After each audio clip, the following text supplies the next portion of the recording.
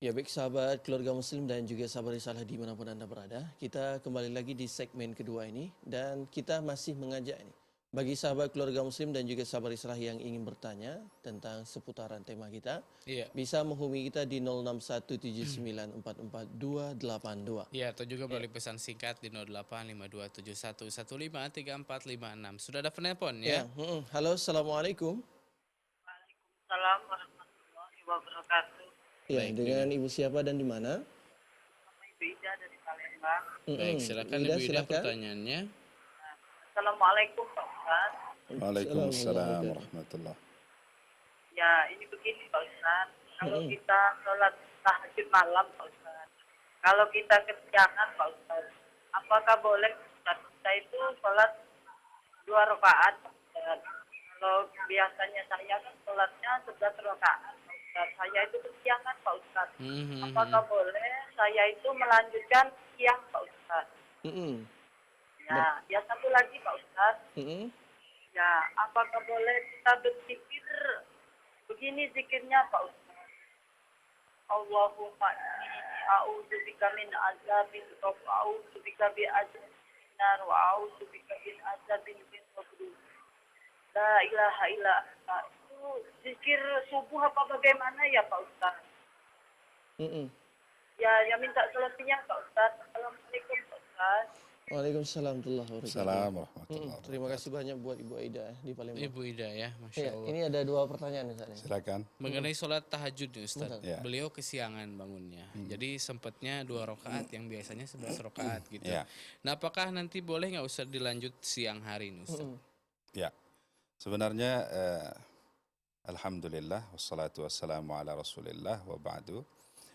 Ibu yang dirahmati Allah, kalau memang kita biasa melazimkan sholat tahajud itu, kemudian itu menjadi aktivitas ibadah kita sehari-hari, kita melazimkannya begitu, maka niscaya ketika kita meninggalkannya, apakah itu karena uzur, tadi seperti uzur syar'i kan, kesiangan atau ketiduran, ataupun sakit, maka niscaya itu terhitung sebagai pahala kita.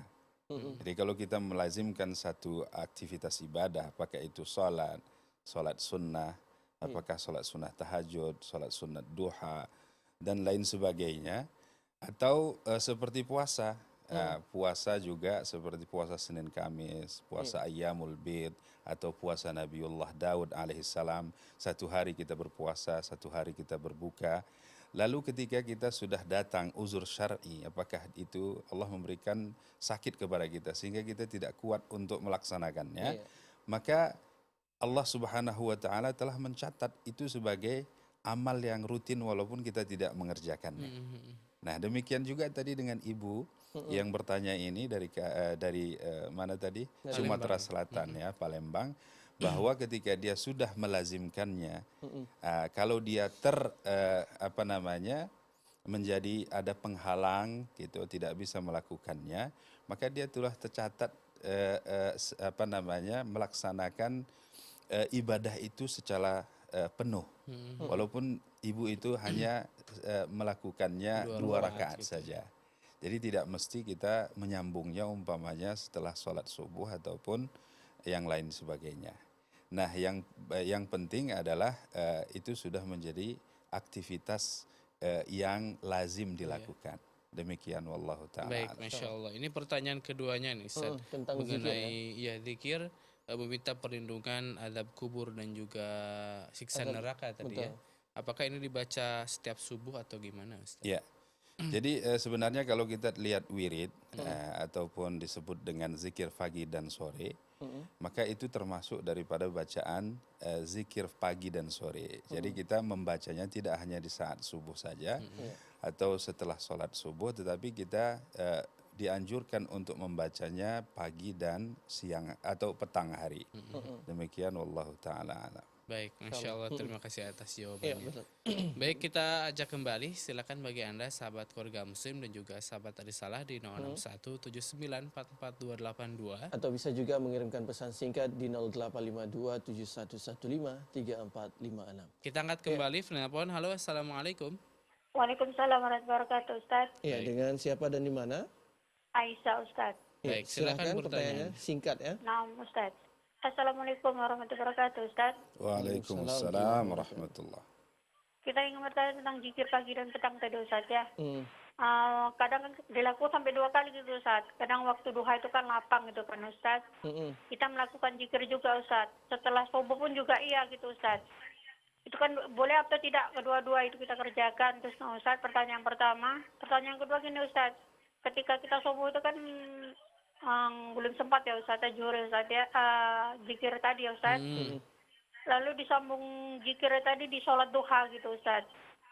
Itu boleh atau tidak gitu Ustaz? Baik, baik.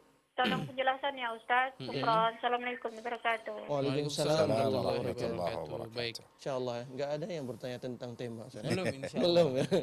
Baik, ini Ustaz mengenai zikir pagi dan petang nih Ustaz. Intinya dua-duanya hampir sama pertanyaannya.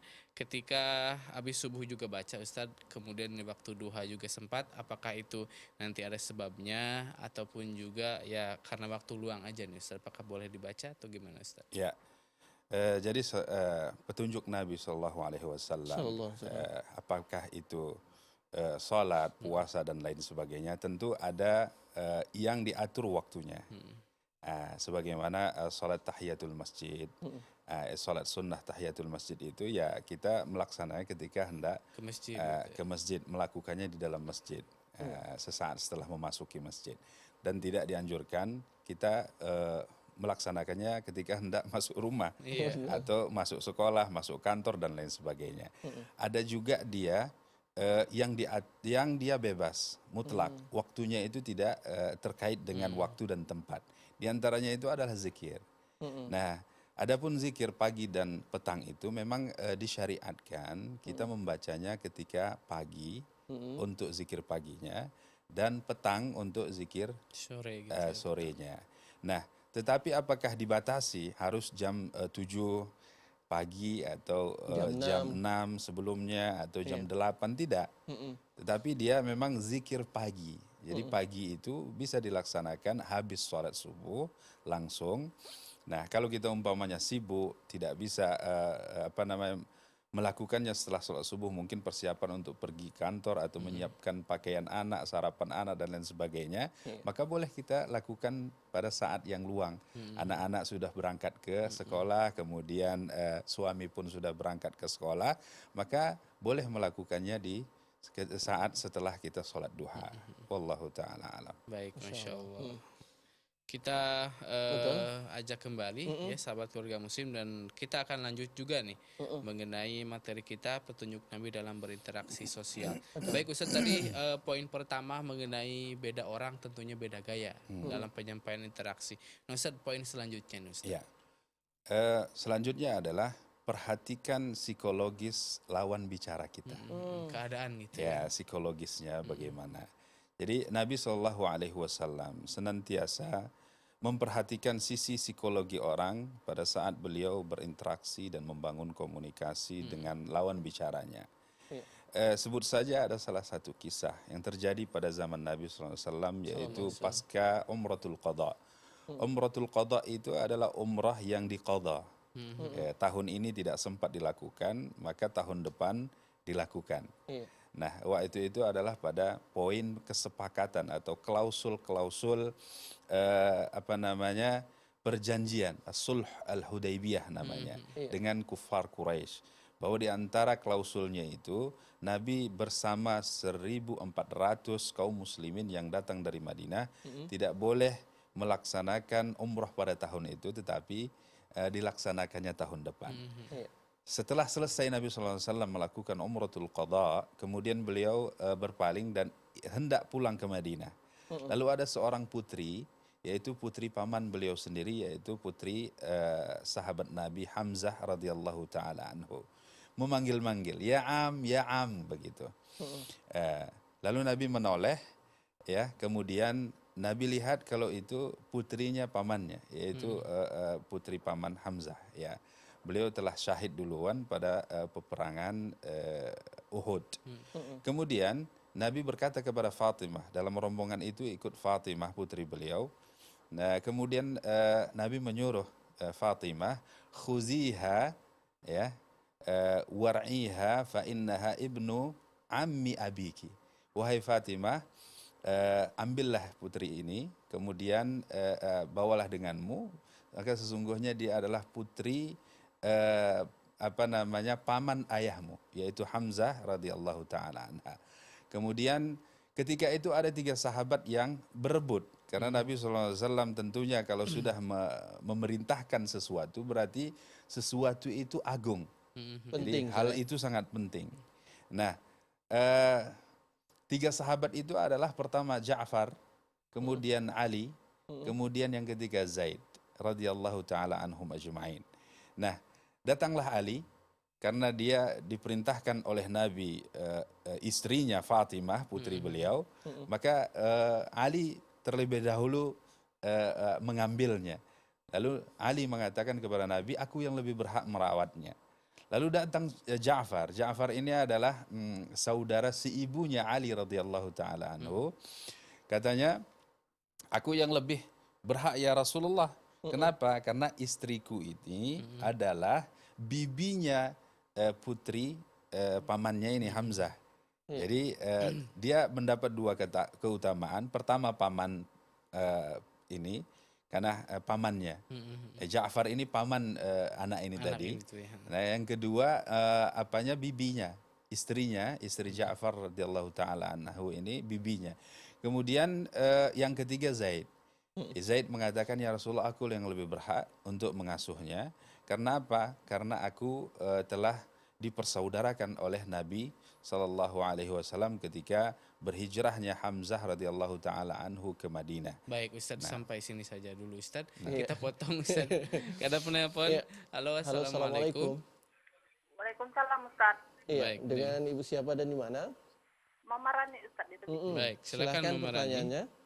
Assalamualaikum Ustaz. Waalaikumsalam warahmatullah. Begini Ustaz, penyambung tangga ini Ustaz, tapi penasaran ingin bertanya. Apakah di zaman Rasulullah dulu, Rasulullah itu pernah berdakwah itu di tempat-tempat maksiat atau tempat lokalisasi kalau zaman sekarang Ustaz? Itu aja Ustaz pertanyaannya. Syukran. Assalamualaikum. Waalaikumsalam warahmatullahi wabarakatuh. Terima Baik. kasih. Ustadz mau lanjut dulu, mau jawab? Ya, lanjut saja dulu Lanjut saja karena dulu, belum Ustadz. sampai Belum tuntas poinnya nih, Ustadz, ya. ya. Silakan Ustadz. Jadi kemudian Nabi SAW memberikan hak asuh putri pamannya tadi kepada Ja'far. Karena Ja'far adalah selain paman putrinya ini, selain paman anak ini adalah bibinya, istrinya adalah bibinya.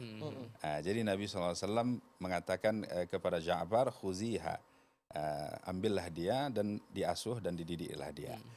Lalu di sini poinnya, Nabi SAW tentu menjaga psikologi 2 orang yang tidak mendapatkan hak asuh tadi, Ali radhiyallahu taala anhu dan Zaid. Nah, Nabi mengatakan kepada Ali untuk memberikan keridhaan hatinya agar supaya dia legowo tidak jadi mengasuh anak ini tadi. Nabi mengatakan kepada Ali, anta minni wa ana minka. Wahai Ali, aku adalah engkau, engkau adalah aku. Maksudnya kita satu. Karena Nabi SAW mendidik Ali radhiyallahu taala anhu dari kecil, dan Ali radhiyallahu taala anhu adalah salah satu orang-orang as-sabiqunal awwalun yang pertama kali masuk Islam dari anak-anak. Nah, lalu ketika dia besar, Nabi SAW menikahkan putrinya Fatimah kepadanya. Jadi dengan ungkapan ini Ali merasa tenang dan legowo. Kemudian Nabi SAW berkata kepada Zaid, anta akhuna wa maulana. Wahai Zaid, engkau adalah saudara kami seiman. Kemudian wa maulana, mawali Nabi. Bukankah Nabi SAW Zaid ini menjadi khadam Nabi SAW. Begitu sebelumnya. Jadi dengan ungkapan itu legowo pula lah Zaid radhiyallahu taala anhu. Lalu Nabi mengatakan kepada Ja'far, asbahta khalqi wa khuluqi. Wahai Ja'far, engkau adalah orang yang paling mirip perawakannya, wajahnya, mukanya denganku, dan akhlak dan sopan santunnya juga demikian. Nah, di sini Nabi SAW menjaga ketika komunikasi itu melihat psikologi lawan bicaranya.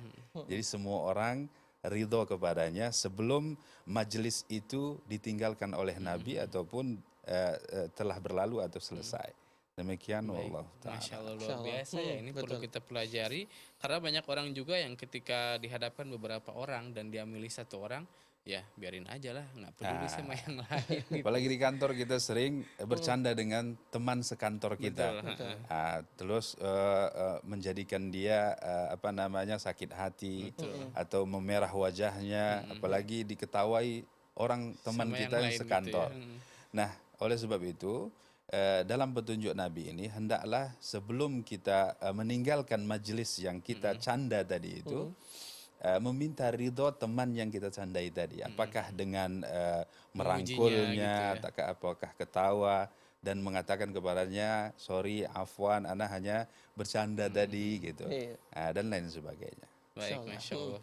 Ustaz, kita ke pertanyaan tadi ya? Iya, Atau betul. cuma Nabi mau bertanya yang ditanyakan? Enggak, pertanyaan tadi. Oke, Ya. dari Mama Rani nih Ustaz mengenai dakwah Nabi Ustaz. Apakah dulu Ustaz di zaman Nabi itu apakah Nabi langsung pernah berdakwah di tempat maksiat atau gimana Ustaz? Ya, tentu Nabi SAW haris. Beliau sangat perhatian terhadap perkembangan dakwah, apalagi di saat periode Mekah. Iya. Di awal-awal Islam itu muncul, tentu sangat banyak sekali perlawanan dan ketidaksukaan masyarakat itu terhadapnya. Apalagi yang menentangnya adalah paman-pamannya. Di antaranya adalah Abu Lahab yang Allah Subhanahu wa taala mencelanya di dalam Al-Qur'an dan diabadikan sampai hari kiamat nanti. Ya, tabbat yada abi lahabi wa tab. Ya, celakalah paman Nabi itu, yaitu Abu Lahab, karena senantiasa menyakiti Nabi baik dengan perkataannya dan perbuatannya. Bahkan Nabi SAW tidak henti-hentinya disakiti oleh Abu Lahab itu setiap hari, bahkan dia adalah seorang pamannya dan bertetangga dengan Nabi itu. Jadi setiap hari dia Nabi itu menghadapi permusuhan dan perlawanan dari kufar Quraisy dan dari orang-orang terdekatnya. Nabi tentu ketika sudah merasa tidak ada harapan untuk mengajak orang-orang terdekatnya, maka Nabi SAW menyeru orang dengan tidak terbatas. Apakah itu orang yang terdekatnya, orang jauh, orang di di sekitar Masjidil Haram atau di tempat-tempat maksiat sekalipun, sebagaimana tadi yang ditanyakan. Jadi Nabi itu tidak ada satu lorong pun di Mekah waktu itu kecuali lorong itu telah dimasuki oleh Nabi dengan harapan ada orang yang beriman ketika itu. Dan tidak ada satu rumah pun di Mekah itu kecuali telah didatanginya. Apalagi kalau ada di dalamnya di Mekah itu tempat-tempat maksiat yang sebagaimana dimaksud tadi. Itu telah disap bersih oleh Nabi SAW semua. Baik. Wallahu ta'ala. Baik, bisa kita tahan kembali. Betul. Ya, kita rehat kembali dan nantinya silakan bagi yang ingin bertanya di 0617944282. Atau bisa juga mengirimkan pesan singkat di 0852 7115 3456. Baik, jangan kemana-mana, tetap dalam program Lagi On On Air. Air.